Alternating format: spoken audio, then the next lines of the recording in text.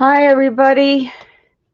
So we're back for part 2 of this canvas using the Gentleman Fleur Country Craft Creations exclusive paper. And this is what we're trying to recreate, only I've changed a little bit. Hello Rhonda, how are you today? So I'm going to set this guy aside, and maybe I should just say one thing.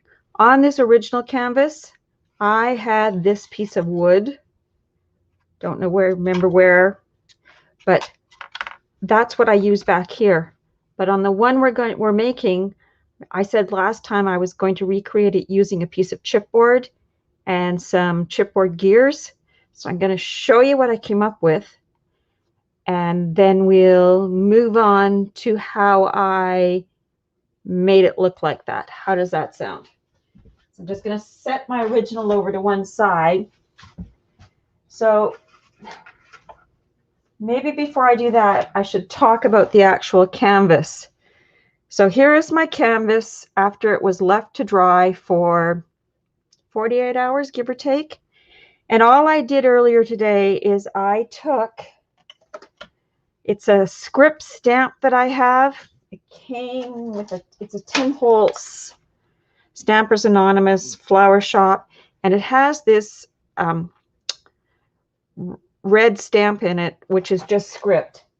And all I did is I took a archival ink, permanent waterproof ink, and I didn't even put this on a block or anything. All I did is I just tapped it down, and then I just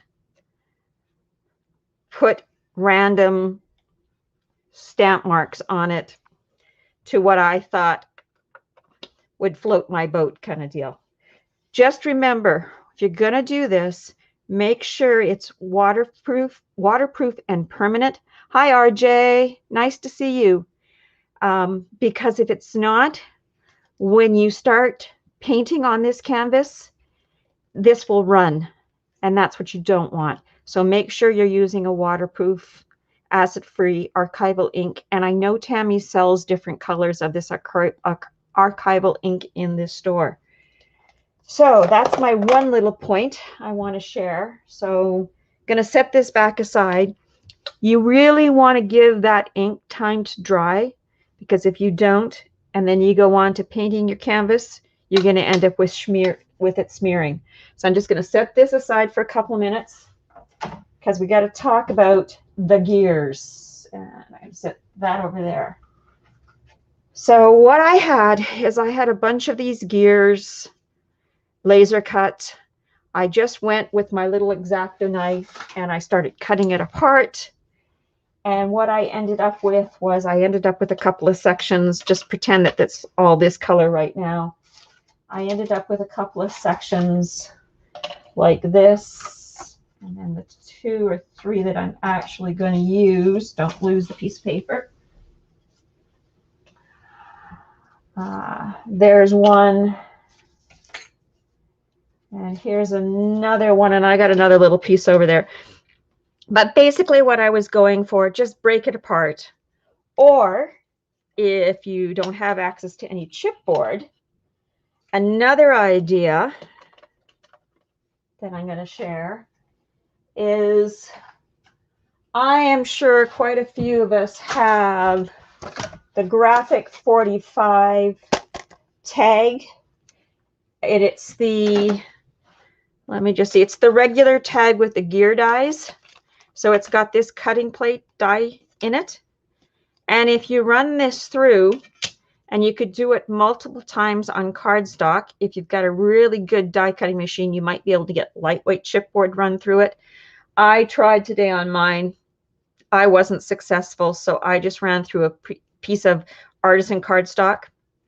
And then all I've done to it here so far is I took some of this sepia archival ink, and I kind of just, took my blending tool and blended all over it. And then what I did is I took these 2 embossing powders, put like this.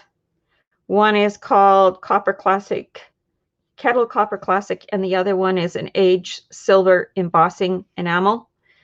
And this is the kind of look I got. And then we'll do a few other things to this to get it to more of that grunge look. So that's an option too that I wanted to share with you guys. As I say, I'm trying to just share as much as I can, and then whatever you have in your stash, work from that. The other thing I wanted to show you or share with you is I said my original had a piece of wood. Hi, Tiffany. How are you today? And how's your son? I was looking for the wood effect. And so this is how I ended up. This is just a piece of chipboard. And all I did is I took some of my gesso, and then I took, where is that ink? Oh yes, it would be laying down. And then I took my sepia archival ink and I mixed it together. I painted the chipboard with that gesso sepia mixture I created. Oh, good. I'm glad to hear that, Tiffany. And so I've painted it already because it needed time to dry. You want to make sure this is all dry before you go on to this step. So that's just how I created it.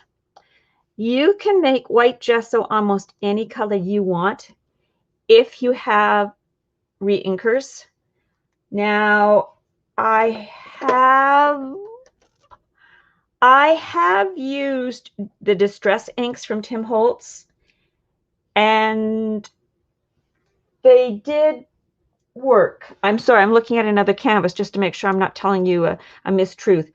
These did work. They didn't smear or anything when I mixed it with gesso. And I actually, when I did this other canvas, I'll show it to you. Give me 1 second.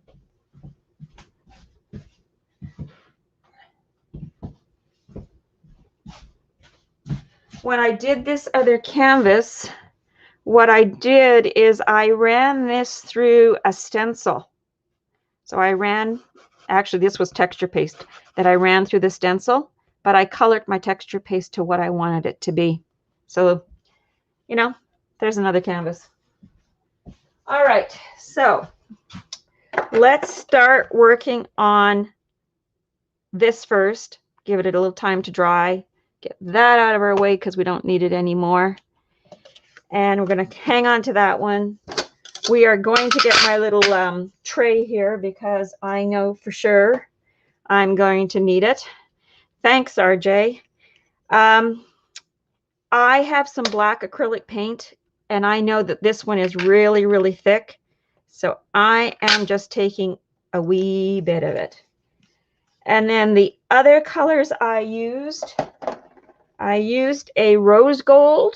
And again, I am only going to take just a teeny tiny little bit of this. Ooh, that's more than enough. That came out a little bit more than I wanted it to. I'm also going to take this very expensive, actually it's from the dollar store, burnt sienna. I think that's how it's said. And I'm also going to just take a tiny little bit of that. And we can add more to it if we need to. I am not sure, so let's just keep the three of them out. Now you're also going to want a paper towel because I just recently learned this trick myself, and it really does work to control this stuff. And then what I'm going to want is I'm going to want a brush that's, I don't know, it's kind of hard, not real hard. I want it to be dry. That's the most important thing with this. And then I'm just going to start probably with this brown over here. Sorry, we're going to put something under that so we're not going to hear it crashing on my plate the whole time. Let's do that. I think we'll be happier.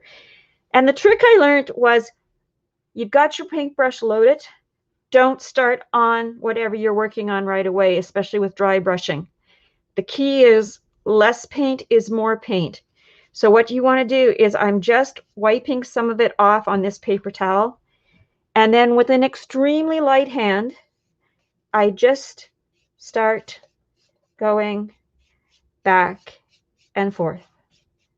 I'm not looking for any huge pattern. Gonna want a bit more. It's a very light hand. And again, load your brush, wipe it off. So basically, what I'm working for here is to try and get some of that grain looking that you see in wood. And a little more. So make sure if you've got questions to throw them at me, okay? I'll see if I can answer. And then before I get too carried away, I think I'm going to go and use some black. I'm not cleaning my brush. I'm literally using the same brush.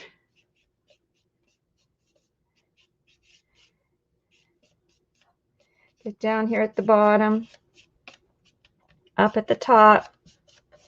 You know, a little like when you're stamping and you want to stamp on something, but you want it to look like that you've cut this out of a piece of wood in this case. So like I say, every time you pick up some paint, the other thing you're doing is, I think that's enough black, and now I'm going to go to this little bit of gold, and we're just going to keep going. And remember, I didn't clean my brush in between. Did I flip and go in the... No, I'm still going in the same direction. I will flip it this way eventually and start going across. I know wood grain usually goes all one way, but my tree's different, just like me. And I just keep going. Didn't wash my brush in between, but I am... That's a little bit much there, but that's okay. I am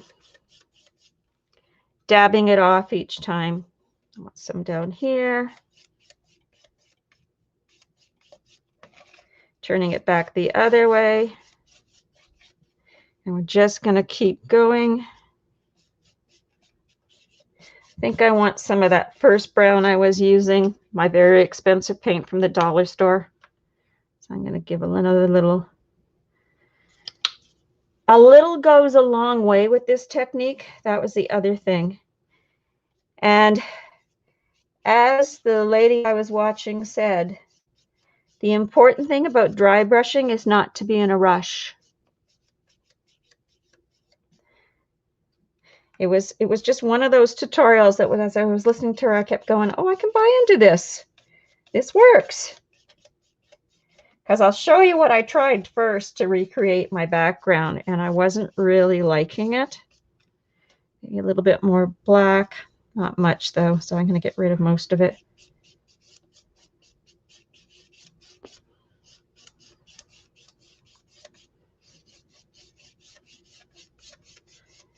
And a little bit more of this one.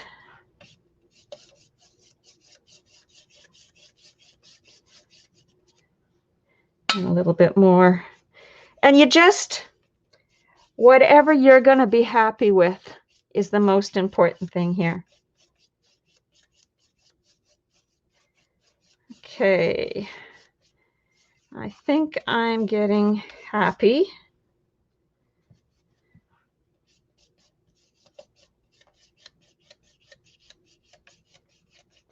And again, whatever colors you want to use, whatever colors you might have in your stash. If the only acrylic paint you can get is from the dollar store, use that. You know, use what you have. As Sally would say, forage. All right, I think I'm happy with that. So I'm just going to set this aside. Get rid of this because I'm notorious for stepping on things. And then what I'm going to do is I'm going to take one of my ink blending brushes and I'm going to take this sepia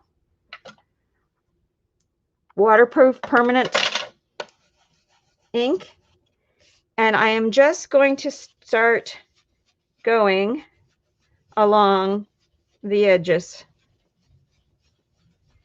Hoping I'm not making you guys all go dizzy.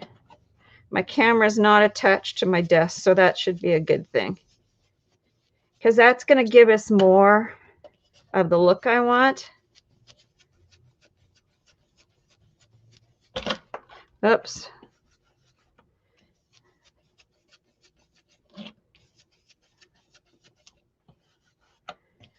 So how's everybody's Wednesday going?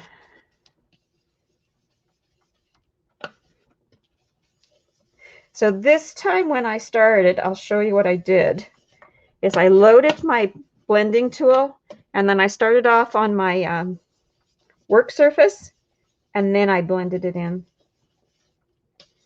And I think I would be happy with that. And I don't know about you guys, but when I look at this, I go, I got a piece of wood here.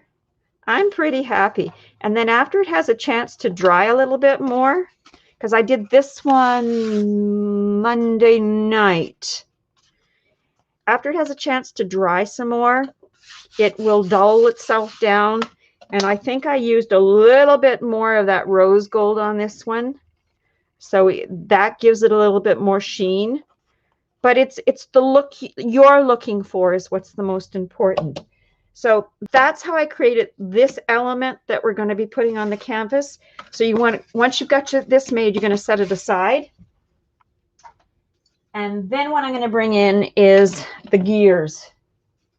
So as I showed you guys last day, give me a second here. I got several things here.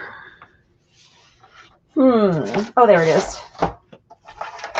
So if you're a little leery about gunging up or grunging up your own gears, Tammy's has these Prima mechanical grungy gears in the store.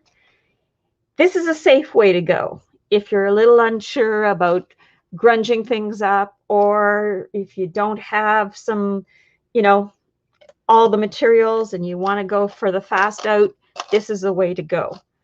I have some waxes and I have some rubs, and that's how this all started, that I would grunge up my own gears. And for my finished project, I am using some of the already, at least I think I am. I haven't got that fully worked out in my head yet, but I think I'm using these 3 for up in a corner.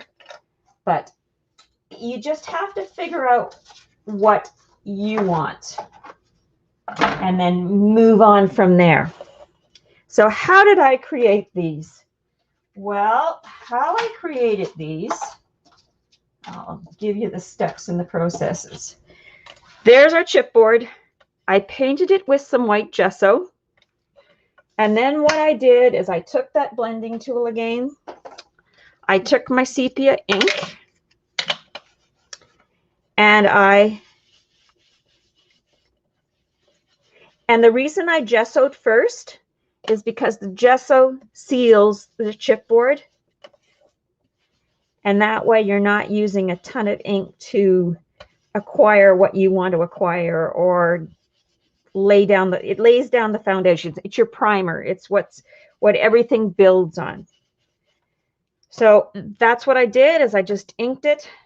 And then I decided that my next step needed to be, I needed to put some embossing powder on it.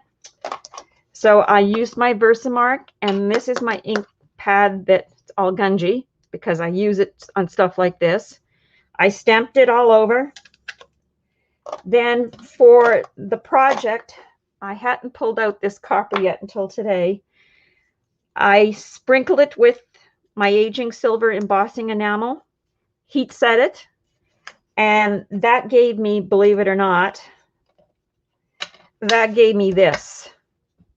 And you're going, this will turn into this? Yes, it will. And I'm going to show you how I made this end up looking like this. So what I had for that is I've had these rub-ons for forever. I've got a metallic, I've got a luster, and this is another metallic. I use mostly these colors. I may go into this one in particular. I don't know. And then Tammy has in the store, she does have some of the Prima or Finnabar waxes. And I might use some of these. I just don't know what I'm going to do first. Can I use my paint scraps too? I'm not sure what you're talking about, RJ. Maybe try me with the same question, just in a different way. So let's get the tops off of these, because I know I'm going to want this fire ruby for sure. And I may want the rose gold.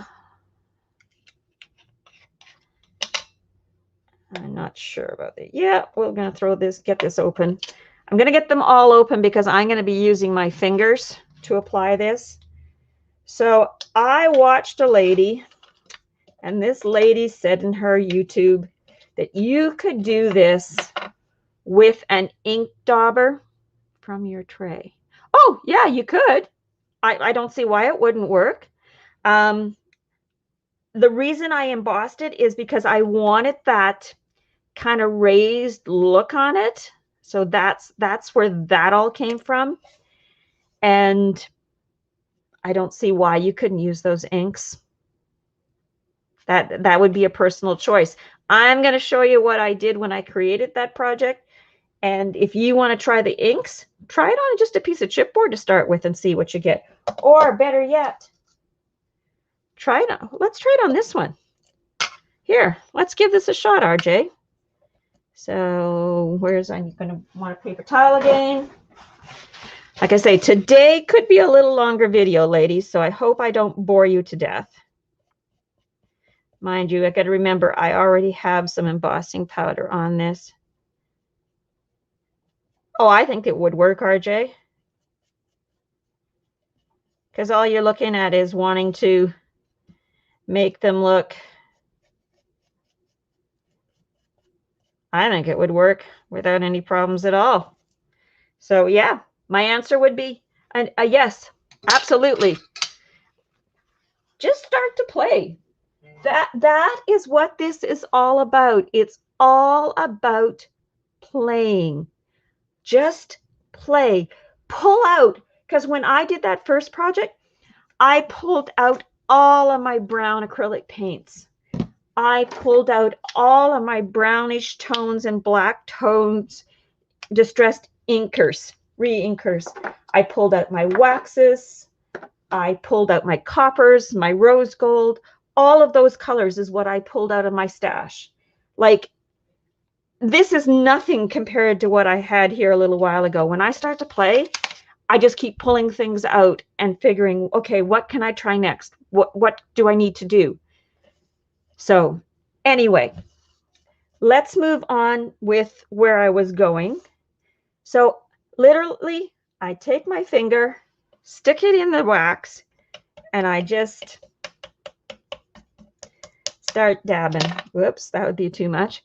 If you got too much on your finger, dab it off on the paper. You're probably wondering, why did I have the paper under it? If you watched me the other day, you know I'm actually very messy when I get to this. And then if I want a different color. So technically I have like 3 different paint brushes going on here at the same time. I really like the inks because or the waxes, because they're permanent. And they do give you a completely different, I'm going to say, technique, effect. So there's some, and then I'm going to go for this color over here, which was, maybe I should turn them over. That's the rose gold. That's the Firebird. And that is the Fire Ruby. And so literally, we're just going to keep going. And you're building. You're building a little bit at a time. Well, I'm glad you like it, Tiffany. Like I said the last time, I am by far a mixed media. I know a few things. There's a lot of people out there that know a whole bunch more than I know and put things that I do. It'll put what I do to shame because they just are so talented. But as the quote that is going to go onto this particular canvas is, because I've already picked it out, creativity is a journey. Hello, Miss Anne-Marie. So nice you could join us. And that is so true. So I'm going into my rubs now. I believe I want this one open too. And again, I'm probably going to go back and forth. Well, you know what, Tiffany? Once you get hooked, you'll be shocked where you end up. Because I mean it. Like I said when I first started playing with mixed media, I would never do it at home. I would only do it in a class. Well, the next thing I know, I'm doing one little thing. And then I go and I think, well, I could do this. Let's try this. And I got a few more supplies. So RJ, you might not have any waxes now, but it's just like paper. It's quite addicting. Okay, so what I want is I want a little bit more of some silver. So I'm going to use this one. And it's just until you're happy with it. Because you're grunging, right? You're making, you want to make them look old. And these rubs, I have had them forever. The waxes, some of these waxes I probably have had now, I don't know, 4 or 5 years. So when you're happy, I think I need a little bit more of that. It's what it's all about, when you're happy.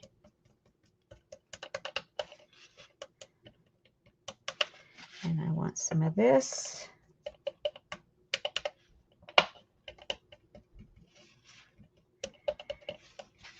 So I'm pretty happy with that because gears aren't all the same. These 3 are completely different and I use basically the same technique. Hello, Froggy. How are you today? I'm glad that you could take some time and join us. What is it? Oh, it's like 6:30 there. So it's you're into your evening, which is good, So I'm going to put those my rubs aside. So that's kind of how I do it when I'm using chipboard. But I wanted to show you, because on my original canvas, what I had grunged up were actual gears. And these 2, give me a second. This is the color I started with. So I had this bright yellow and this silver gear. And what I did is I put my Versamark to the gear. Then I took this particular embossing powder and I embossed them. And this is what I ended up with. And now what I'm going to do is I'm going to do exactly the same thing I was doing with my chipboard pieces, only this time I'm going to do it on the metal pieces. Now that's the nice thing about the waxes. When they dry, they are permanent. Try not to mix my colors too badly.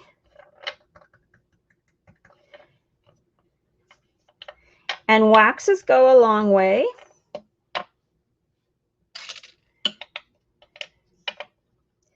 And if you're really not happy, like that's a little bit too much of that rusty one, sorry, you can wipe it off before it dries. And we're going to go back to the rubs.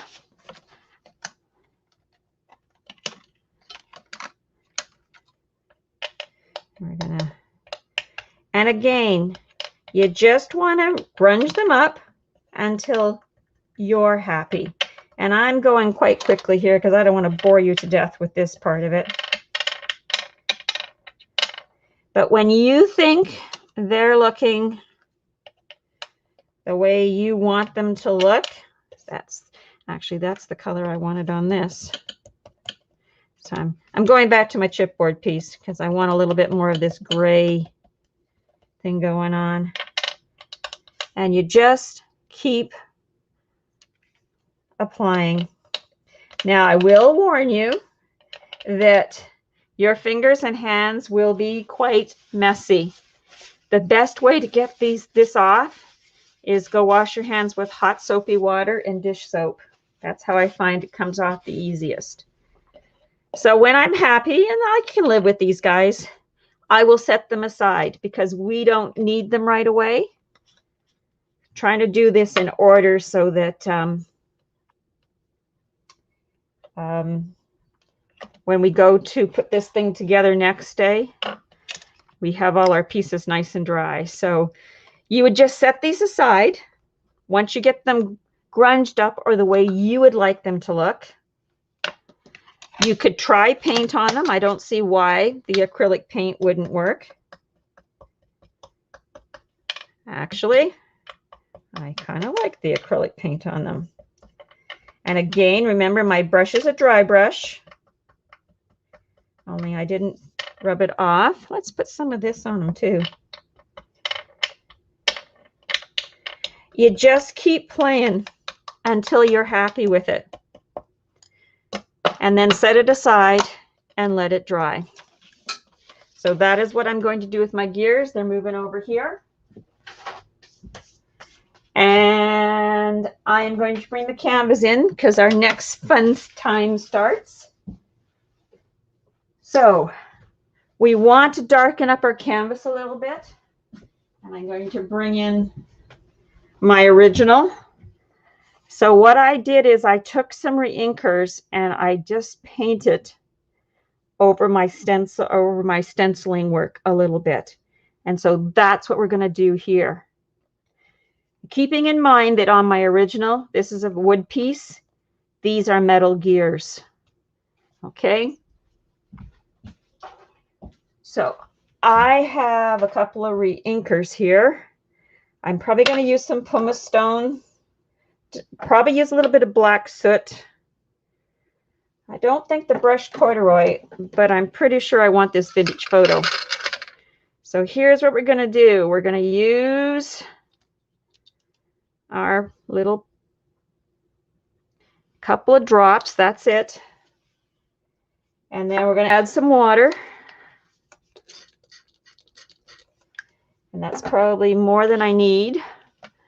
I am going to take another brush. I think I want this one, so I'm going for a brush that's not quite as wide. And then I'm just going to start putting some ink where I think I might like it. Now remember, this was all gesso, this canvas. So when I take my water and give it a little spritz, and then when I take a baby wipe,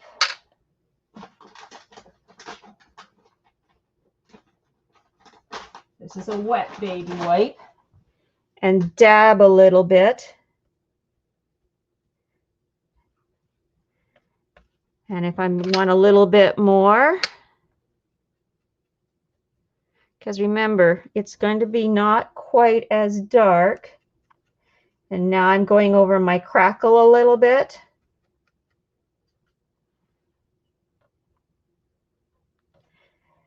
You know what? The wood gears I've had in my stash, Froggy, but you know who might have them? Shotzi.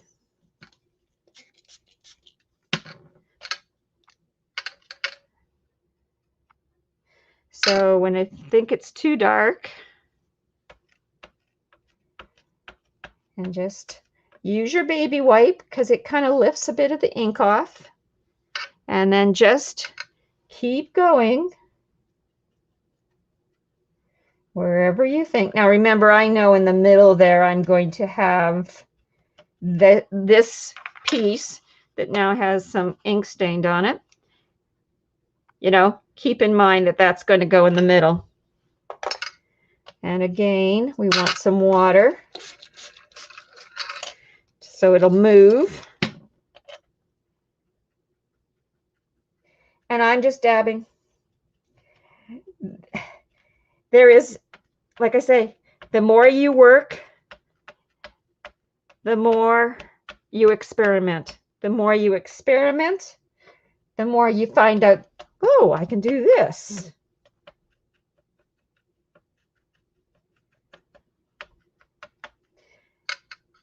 So what did I put in there? I put about a drop of my re-inker. And as you can see, it is going a long way.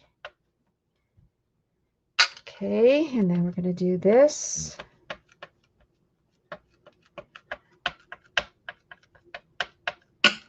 And then I do think I'm going to get my black soot, maybe. I may not. I don't know. I'm thinking it needs a second color here. And my black soot, I obviously didn't.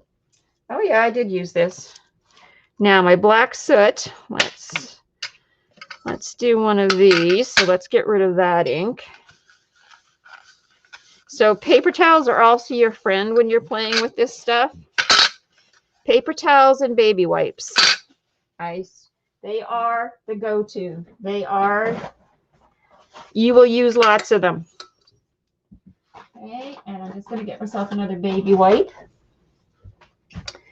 And I'm just going to do just a tiny drop because you don't need much black because black goes a long way. Give it some water. And I'm just going to take a different brush. I probably could have used that one, but I'm not going to. I just want to bring out, I hope you guys can see. Can you see where it started to crack? This is the crackle paste I put on it last day. And I got some really nice fine cracks. I just want a bit of the black just to enhance that.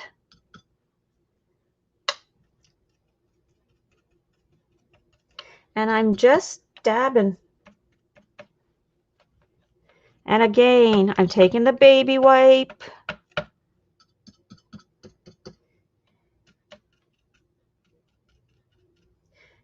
And I want some water. I think I want some water there. Give a little water there.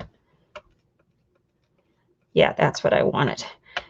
So when I dab it more with the water, what ends up happening is that forces the ink down through all that crackle I created. Just put it back on there again and again. And we're going to want some of this black over here. Now, I learned a valuable lesson when I did my other canvas. Don't use the ink straight to the canvas because it took forever for it to dry. Oh, I really like that. I think we want more of that. See what happened here? We got some nice deep, you can really see the cracks now.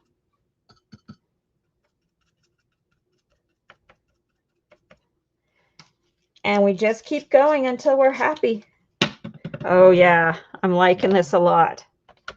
And like I said, I am not an expert with mixed media. I just kind of work with it and what sings to me. So anybody got any questions that I might be able to answer? Because I'll be honest, if I can't give you an answer or I don't know the answer, I'll say, I don't know. And I think I want a bit more up here. I think this one's going to be darker than my first one, but I think I'm okay with that. My phone is going to ring. Sorry about that. My husband is laying down, so hopefully it doesn't wake him up because I'm not going to answer it right now. And a little bit more here. And some more spray. Thanks, Pam. I'm glad you're liking it. That's what this is all about. This is just technique. And you guys asked for it. So I talked to Tammy, and Tammy said go for it. It does, doesn't it, Anne-Marie? It looks amazing. The cracking. It's just pulling those cracks. It's making it look old. And that's really what I was going for.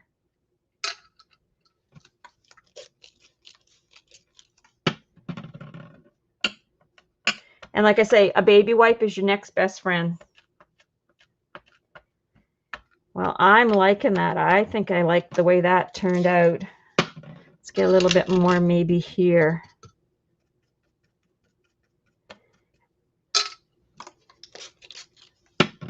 Yeah. Now remember, I gessoed my canvas first. So this is not soaking into the canvas. It is just staying on the top.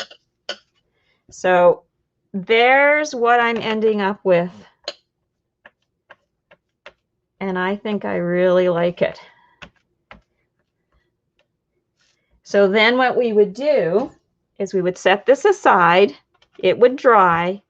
And then we would start building. So in this case, next time we're going to do some building of this.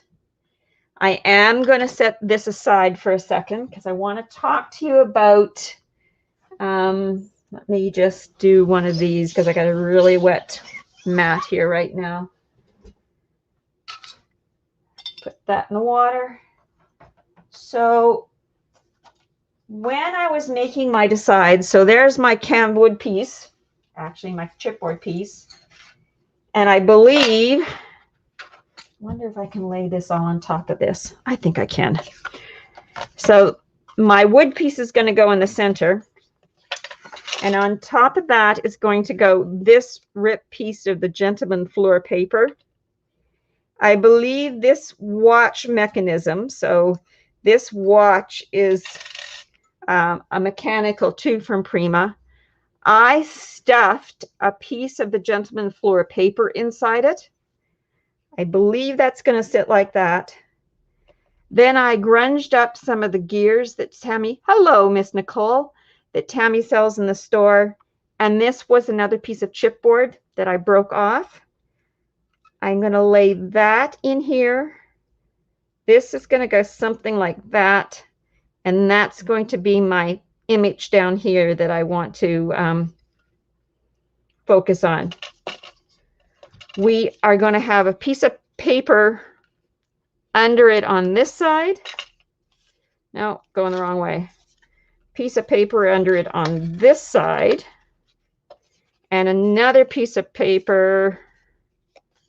What am I doing here? Give me a second here. I don't know what I'm doing. So we're just going to improvise. I know it's upside down, people. I'll make sure that the piece that goes here is going to be right side up. It was right side up before. There we go. Now I'm better. It's going to go like this. I believe this piece is going to go here. This one is going up here. I'm thinking these three gears are going to be up in this corner. Something like that.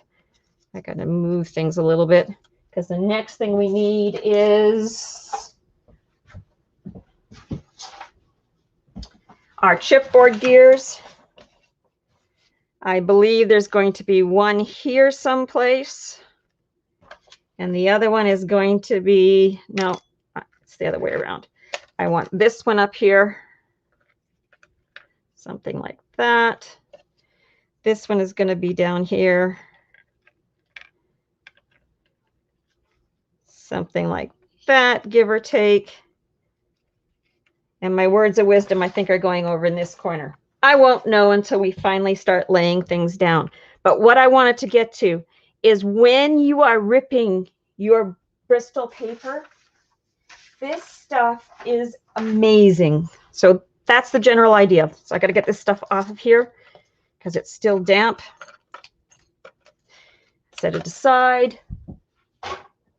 When you are ripping, and this could be the piece that goes in the center. I haven't quite decided that yet. I'll have it all figured out by Friday. So you want to rip this Bristol paper. I love it when I have these frayed edges like this, and I'll show you why in a second. You want to make sure that when you're ripping, whatever you want to be keeping, so in this case, I want to go this way because I want my frayed edge on this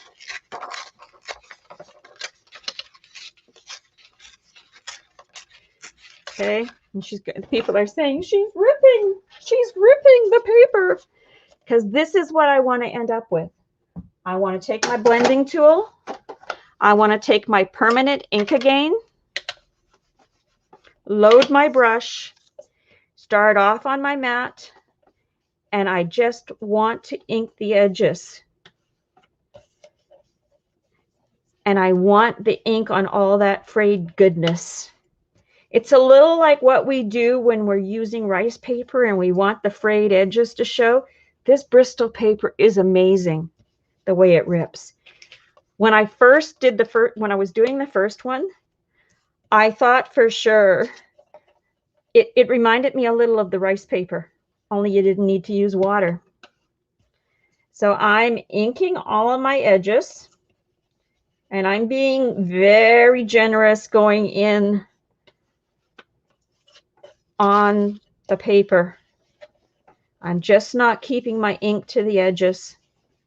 And you can do this with any blending tool you have. You can do it with the Tim Holtz blenders. You can do it with these blending brushes. This one is actually for makeup. Like so. Let's do this piece.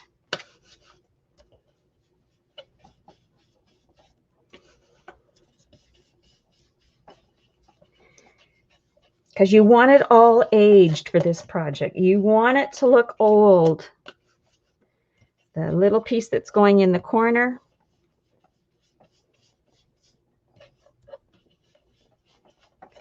And we got a couple more to do, so we might as well do all of them. This actually is going to be tucked underneath, but that's okay. We'll do it all.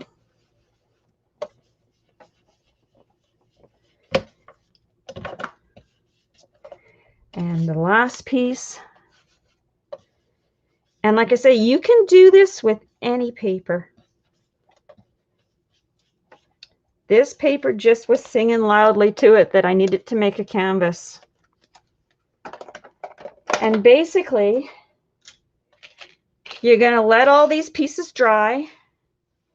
We're going to bring the canvas back in next day after it dries, because we want everything to really dry now. You're going to bring the canvas back in the next day. So that's going to be Friday at 3 o'clock Pacific Standard Time. And right now, for me, it is 3:49 Pacific Standard Time.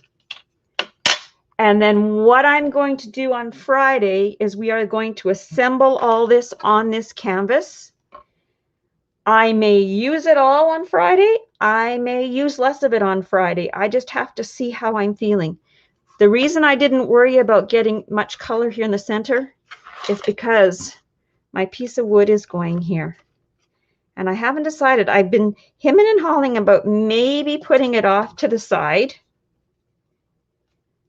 Like, I don't know. I have to, gonna be playing with it over the next couple of days and seeing which way do I want this to go. But can you see it now coming together? Now that the pieces are not so white anymore, I may go back in and put a little bit more of my vintage photo up in here to darken that up a bit. So this is going to go like so, like so. Like I say, I'm not sure if I'm going to put something up here. I may just leave this piece like that. Kind of liking that. And maybe this one down here. Oh, see what happens when you get playing? All of a sudden you're going, oh, but I kind of like it like this too. And maybe that one there and this one here. Maybe this one like so. So there's mixing the metal pieces with the cardstock, with the chipboard. And yes, it's not an exact replica of what I created for my first one. I know I want some words of wisdom on this one. And like I say, I think the words are going to be creativity is a journey. So I'm thinking, where can I put that? I'm actually kind of more leaning towards that at this moment in time. Who knows what it'll be by the time we get back on Friday. I could have inked up some more pieces. So all of this is going to be adhered with